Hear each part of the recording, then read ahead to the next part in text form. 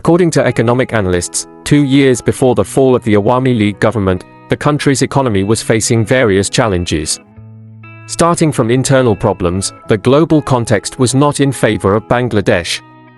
In this situation, they have insisted on overhauling the entire financial system.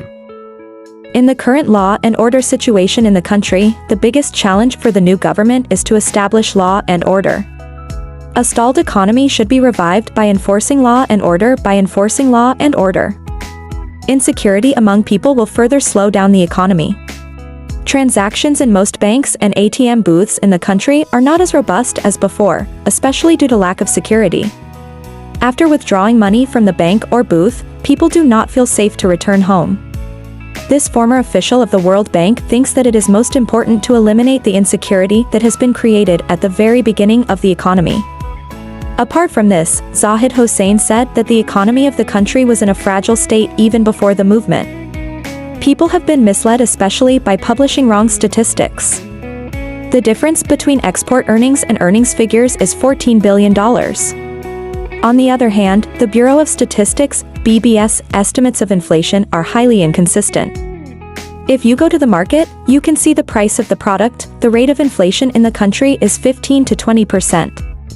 But statistics do not show more than 9 to 10%. Again, the same is true in the case of revenue collection.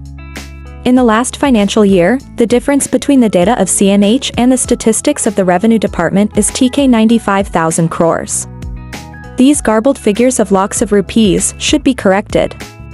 Otherwise, this economist thinks that it will not be possible to determine the current picture of the country's economy. Sheikh Hasina said that the supply system is still at risk, mentioning that if the new government takes over, effective steps will be taken to deal with price inflation in the market. Trucks or other transports with goods are not able to move as usual. Failure to fix this supply chain will further destabilize the market. The power of the syndicates that have been heard so far, who have made their pockets heavy by capitalizing on political identity, has become much weaker with the fall of the government. He said that those who control the prices by creating artificial crisis in the market should be kept vigilant so that they do not rise again. Sheikh said, to control inflation, food inflation must be controlled first. If the price of TV fridge goes up, the low-income people get into more trouble than if the price of rice, dal, salt, sugar goes up. They are deprived of other basic amenities while paying for food. Apart from this, the contractionary monetary policy adopted by the Bangladesh Bank remains on the books. This new policy cannot see the light of day due to fraud and corruption. If this is implemented, inflation will come down. Apart from this, some special institutions were given priority in the case of import-export. Due to their monopolistic market, inflation has increased. Here you have to pull the reins. Balance sheets should be scrutinized to understand the current status of the financial institutions that exist in the country. Sheikh Hasina expressed optimism that the country's economy will turn around again if it goes through a major reform. In addition to economic security, reform of market system and financial institutions, there is a need for major reforms in the country's banking sector. Bangladesh Institute of International and Strategic Studies, BICE, research director Mahfuz Kabir told the news that the biggest challenge facing the government is to organize the banking sector. If the banking system is not reformed by removing the irregularities that have occurred in the banking sector in the past few decades, the country's economy will worsen in the future. Highlighting the issue of defaulted loans, Mahfuz Kabir said that the current amount of defaulted loans in the country is more than TK 182,000 crores. The previous government had somehow abandoned the hope of recovering this debt. But the emphasis should be on recovering these loans from now on. In response to the question whether defaulted debts can be recovered or not, Mahfuz Kabir said that not all defaulters have fled the country. There are still many big defaulting industrialists whose debt can be collected under pressure. Even if half of the arrears cannot be recovered, it is positive for the country's economy. Along with defaulted loans, many questionable loans have been waived off. Many loans are in the pipeline. The economists said that the new government should take initiative to return these money that are lost or on the way. Since the day after Sheikh Hasina's resignation, there has been a kind of instability in the banks. Senior officers are being forced to leave their posts. Many are using political influence to go to these posts. Referring to the consequences of politicization in the banking sector, Mahfuz said that in no way can politicization or polarization be allowed in this sector. If politics enters the bank, the economy will face more. Then nothing else can be handled. Regarding the need for changes in the policy framework of Bangladesh Bank, the researcher said that changes should be made in the existing practices in the appointment of directors. If you notice, it will be seen that the once famous national bank has turned upside down due to family system.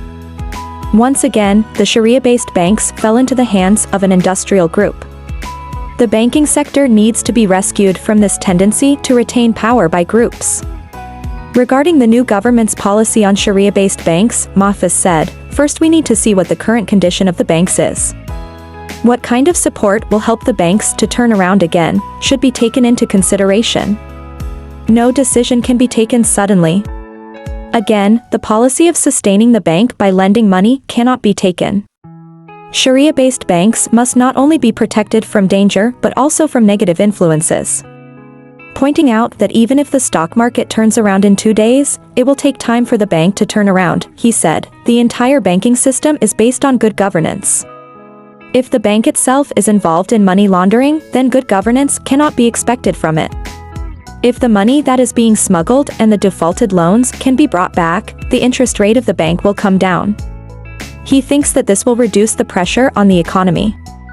Due to the quota movement, the business sector has suffered huge losses in the movement that has been going on for almost a month since the fall of the government.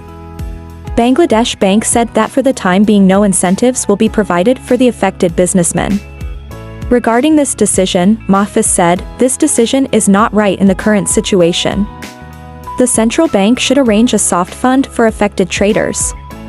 Then the traders will get a chance to turn around. And if there is no soft fund, the bank loses. Depositors' money will decrease from the bank. Banks should help traders to stay afloat." In response to the question of what should be the tenure of the interim government to reform the entire banking sector, Mahfuz Kabir said that the tenure of the interim government should not be too long or too short. It is important to understand that the organized state of political parties at the grassroots level, civil society governments will not have. If they are in power for too long, then there will be chaos. If he is in power for a few months, there will be no way to take any initiative in these matters. The tenure of the interim government should be based on checks and balances.